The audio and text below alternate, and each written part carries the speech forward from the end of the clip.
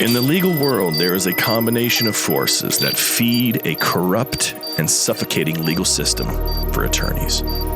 Law schools, law professionals, judges, and even the firms themselves for whom you work create a system, a matrix, if you will, that is nothing like what you thought when you passed the bar exam. The purpose of this podcast is to help you escape this legal matrix, leading you out of the proverbial desert to be free of the bondage of the matrix. Hosted by Bryce D. Nyer, attorney at law with over 30 years experience in the trenches of civil and criminal litigation at the state, federal, and international levels. He's a highly accomplished and resourceful legal professional, a true master of his craft, and he's here to help you get your life back. Here's your host, Bryce D. Nyer. All right. This is Bryce D. Nyer coming at you live from Fayetteville, North Carolina, home of Fort Bragg. That's right. And we're here for another episode of Escape the Legal Matrix. And we're here with our faithful Labrador Retriever, Drake, our mascot here, one of two. Layla, the Chihuahua. She's not here right now, but Drake's in the house. He's in the house trying to get more food. So listen, we've got a great topic tonight, and we're going to talk about last days. No, last days of what? We're going to talk about the last days. But before I get started, there's a couple people I want to recognize, and I'm not getting paid for this. I don't get residuals, royalties, anything. Bryce Prescott, let me tell you, great guy, known him for years, produces this podcast. He's great in the media world, and you need to watch his videos on Instagram, TikTok, and across the major platforms. This guy is great, smart, wonderful, witty. Just has a wealth of knowledge in the media industry, especially in the podcasting world. And I also want a big shout out to Kudrow Counsel. Let me tell you, those folks, especially the Tasha Tang Mendoza, who I'm working with, our firm is working with. They're a qualified domestic relations orders experts, along with orders that to divide pensions and stuff. And we've been working for weeks on a couple cases, and she's fantastic. That company, Kudrow Counsel, let me tell you, if you're an attorney and you're dealing or you need to deal with pension division stuff, seriously, folks, I'm telling you, they're great. They're great. So two great people, two great organizations. I did want to give a shout out to them. And so we're going to get on this topic right now of the last days. So here's the deal. Well, I've been practicing law for a long time, and prior to that, I was an Army officer for a few years. And as time progresses, I kind of look back on my life. Now, some people say I shouldn't look back too much, shouldn't get nostalgic, but I'm going to tell you something. Sometimes I do. I mean, what's going to happen? They're going to call the nostalgia police and come arrest me? Oh, okay, whatever. But anyway, so I'm sitting down doing my estate planning, financial planning, which you all should be doing, but some of you are not. Most of you are not. And I know it's not a topic anybody wants to think about. But as I was sitting down, I'm like, I'm going to go and Google something. So I Googled what is the average lifespan of a man? What's the average lifespan of a woman in the United States today? And so for men, it was like, I don't know, 75 to 79, and women maybe 81, 87. I don't know, something like that.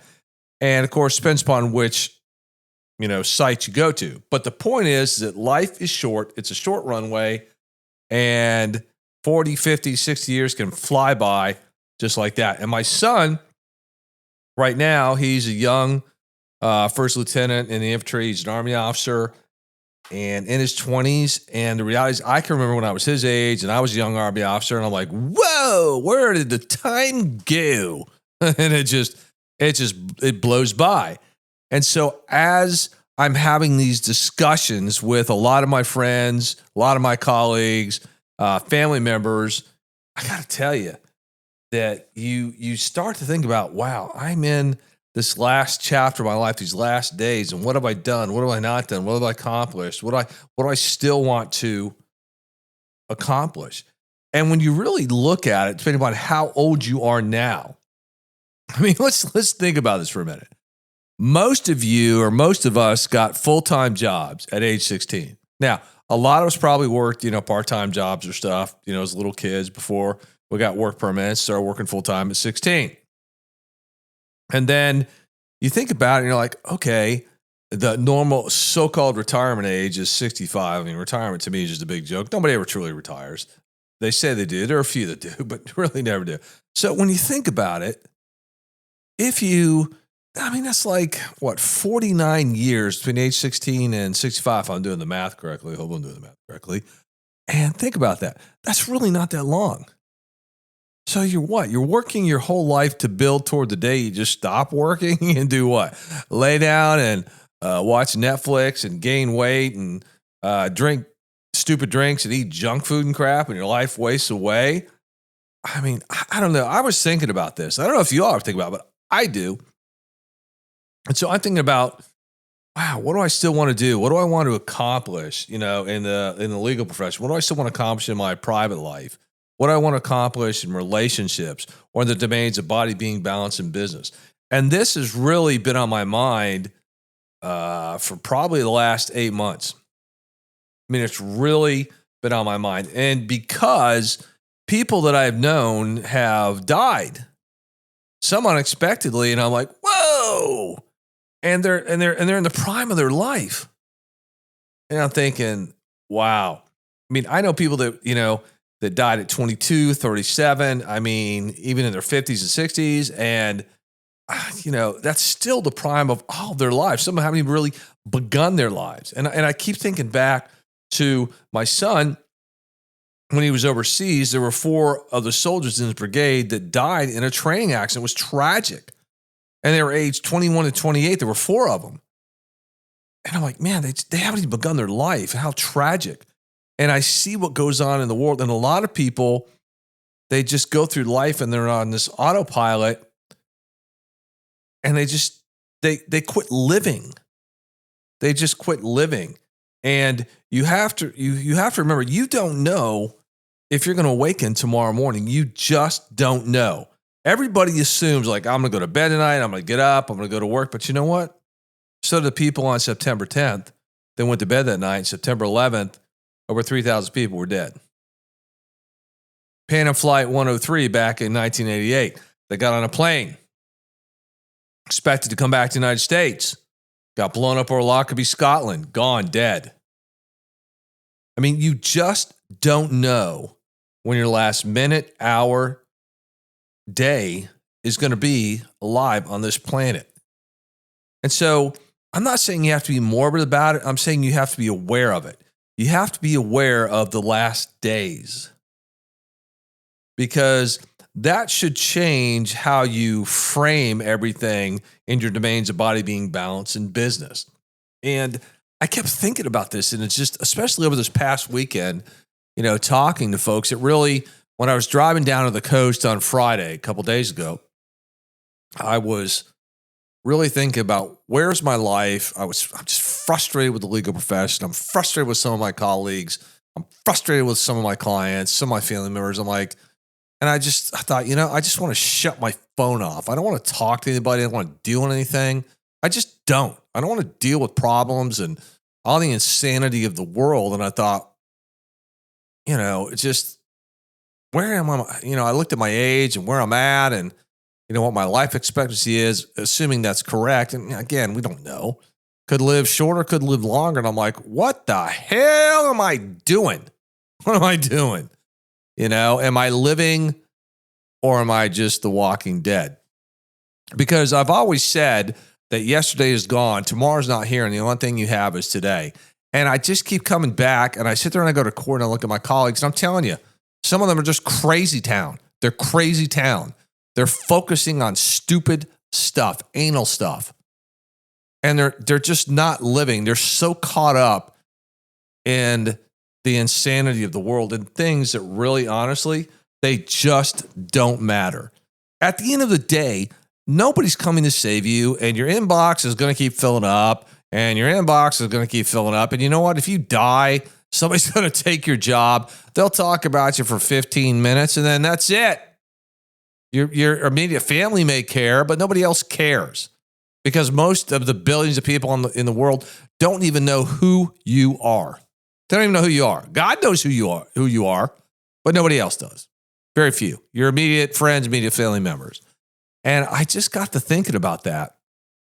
And I'm just like, I'm just tired of all the deadlines. I'm tired of all the insanity. I'm tired of all the stupidity. I just kept thinking about it.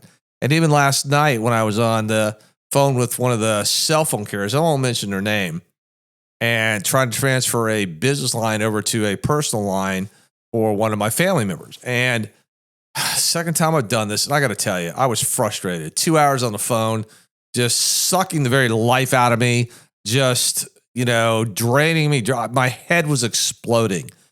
And I just kept thinking of how bureaucratic life is, how red tape life is, how everything has to be a damn hassle in everything we do, from getting, the cable company on the phone, to the power company, to dealing with DMV, to health insurance claims. I mean, it's just crazy that in our last days, in this last quarter of our life, depending on how long we're going to live, we're just dealing with stupid, mindless, anal retentive stuff. And people don't want to call it out for it, but I am. It's just stupid and anal. I sit there, and you law students out there and you young lawyers, listen to me. You're not going to get a cookie at the end of the day because you're being anal and stupid in dealing with your case and the opposing counsel. You folks out there in the companies that think, because you're being difficult, it's going to make you better. It's not, because what goes around comes around. What goes around comes around. And I'll tell you, it goes back to scripture about the meek shall inherit the earth. You want something? I believe that. Because the arrogant and the powerful, they still die at the end of the day. All their millions and billions will not save them. And everybody, in a sense, is in their last days, because you don't know when your last day is. Let's take a look at Steve Jobs, the founder of Apple. Well, he had cancer. And I think it was pancreatic, if I recall correctly. I could be wrong. But it killed him. And all his millions or billions did not go with him. How many celebrities or athletes or folks you so much idolize or admire have died young of alcoholism, of drugs, of cancer or something? Well, I didn't see a U-Haul attached to their coffin. So all of us, in a sense, are in our last days. We just don't know when the very last day is. You hear what I'm saying? You're in your last days. You just don't know when the very last day is. You don't know when you're going to take your last breath. And so I thought about this. I really did. I thought about this weekend. Like, how am I living my life? How am I living my life? Am I living in integrity? If I had to face Jesus today and he played back my life, would I be embarrassed? I'm going to tell you something. Yeah, I would. And so would you. So would you. There's not a single human being on this planet that, if Jesus played back their life from beginning to end, of everything we said, we did, we thought, or failed to do, or failed to say, or failed to think, that we would not be embarrassed. It's humbling. And you have to think that way, because in order to pivot, in order to course correct, in order to have redemption, repentance, whatever you seek to call it or to do, you have to do an assessment of where you are in these last days of your life. Because you could be 20, 30, 40, 50, 60, 70, 80, 90. Well, let me tell you something. That's just a number. Tomorrow, there will people that will not awaken from a night's sleep. Tomorrow, there will be people that will drive their car for the last time. Tomorrow, there will be people that will do a dangerous sport for their last time. Tomorrow in a hospital, there will be people that will take their last breath or be taken off life support. And I was even reminded of that yesterday when I went to a rehabilitation facility for elderly people that are getting physical therapy or in there. And I walked in there and I just looked around and I thought, it really shook me up. It really shook me up. I'm like, man, that could be me laying in the bed with tubes in me or an oxygen mask and, just completely dependent on somebody else. And a lot of you and a lot of us, we take our health for granted. We do. We take it for granted. Especially those of you in your 20s, you think, oh, I'll live forever. No, you won't. You're not. You're not. You're not going to live forever. None of us are. The one thing that's certain is you were born in this world and you will leave this world. And I hate to tell you, but you ain't leaving this world alive. Doesn't work that way. So your last days, we talk about this in the last days. There's stuff in scripture to talk about the last days. And we could talk about that all day long too. And that's a subject for another day. But in reality, your life, you really need to take a good look at it. Where are you today? Where in your world do you really need to start living? And where in your world do you need to stop doing really stupid and anal stuff? I keep going back to this, especially my colleagues, and some of them just drive me crazy. And they just don't get it. Some people just don't get it. They're so caught up in this minutia, thinking they're going to get ahead. And folks, let me tell you, it's a rat race. And guess who's winning? Yeah, the rats are winning. The rats are winning. But you don't have to be a rat, and you don't have to participate in the rat race. You don't. You do not have to do that. Your last days, whether it's the next hour, the next minute, the next day, week, month, year, does not have to be spent in chaos, in turmoil, in pits, in sedations. It doesn't have to be. And see, law students and lawyers, this is one of the main problems in the legal profession. This is what they don't teach you, they don't lead you, and they don't tell you in law schools. They sit there and lead you down this path of utter bullshit. Utter bullshit. That's right, I said it, utter bullshit.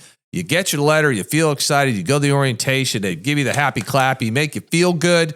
And guess what? You study academics, you pay your tuition for 3 years, and then they kick you out the door and you take your bar exam and you get thrown into the legal matrix. And guess what? Yeah, life hits.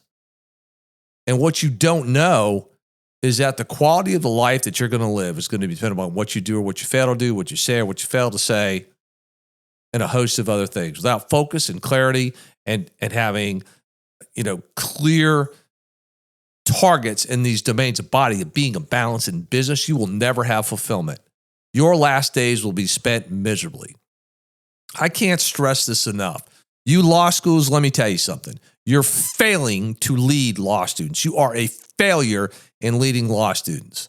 It's not about being on law review. It's not about, booking a class, which for you non-law students means being the number one in the particular class, the highest grade. It's not what it's about. That's all academic.